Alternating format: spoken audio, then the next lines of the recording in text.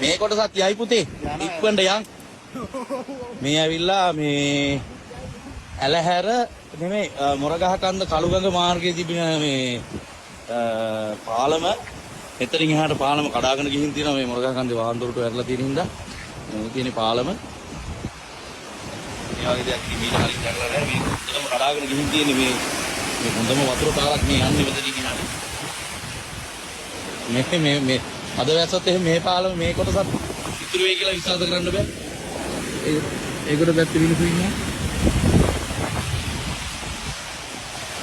ඔය ඉස්සරහින් පේන්නේ මේ මොරගහකන්දේ ඩෑම් එකේ වතුර ඇරලා තියෙනවා පේන්නේ නැහැ මීදුමට මොනවත්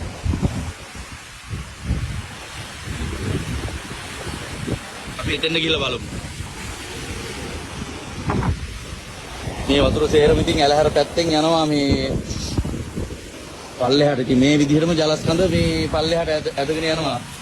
ඇනිකට් එකෙන් ඉතින්